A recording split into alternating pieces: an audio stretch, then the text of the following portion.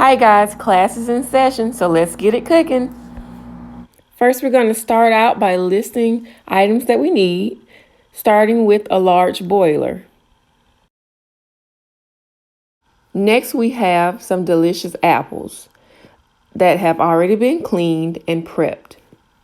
Other key ingredients include lemons, nutmeg, sugar, and Sure-Jell pectin.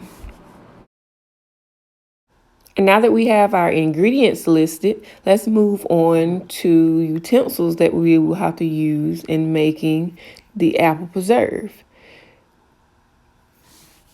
We have a 1 cup measuring cup, a pair of gloves, paring knife, a silicone spatula, a 1 tablespoon measuring spoon, a 1 teaspoon measuring spoon, and of course, our 8-ounce jars.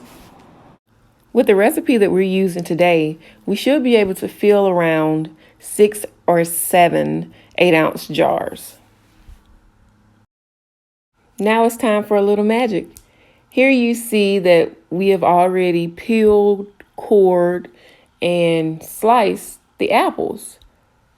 And now they're ready to go into the pot. Pictured are the peels that I normally use, but we won't be using that in today's recipe. So currently we have the apples with the cup of water and the tablespoon of lemon juice simmering, and we're gonna put a lid on it and let it finish cooking for the listed time.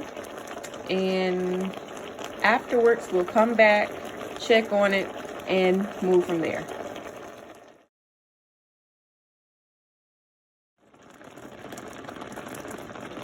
Okay, so it's been approximately 10 minutes, and this is our result so far.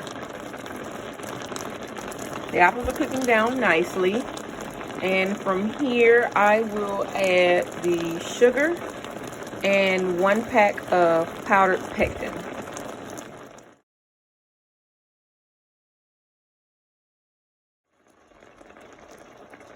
Okay, so now we have mixed in the pectin, and as you can see, it's gotten a bit thick, and that is what the pectin does. It thickens the juice up, like a really thick syrup, so to speak. Okay, as it stated, we had to bring the apples with the pectin mix to a rolling boil. And we're gonna go ahead and add our sugar, and it's 4 cups of sugar. And we're just gonna go ahead and stir it in. Wow. And don't worry, it does look like a lot of sugar. I know, but it does cook down. And it actually makes the syrup clear once the sugar is added and it starts to cook down.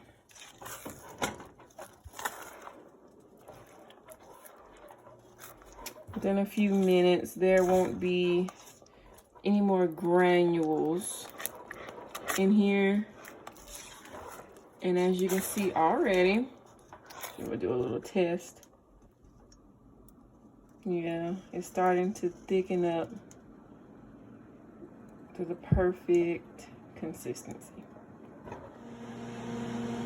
Okay, so we are almost done and getting ready to pour our apple preserves into the hot jars that they're gonna be housed in.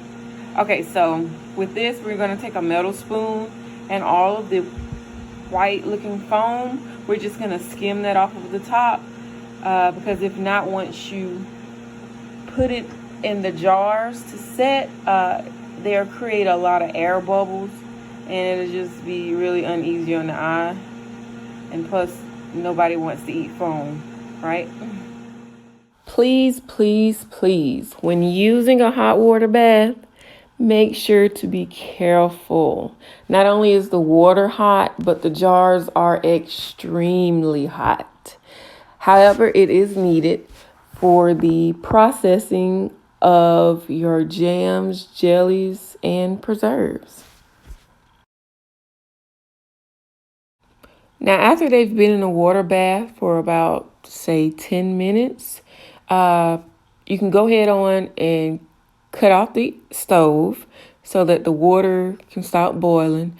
I let them stay in the water bath until they have cooled completely, which is perfectly fine. After they have cooled, you simply take them out and voila, you have your finished product.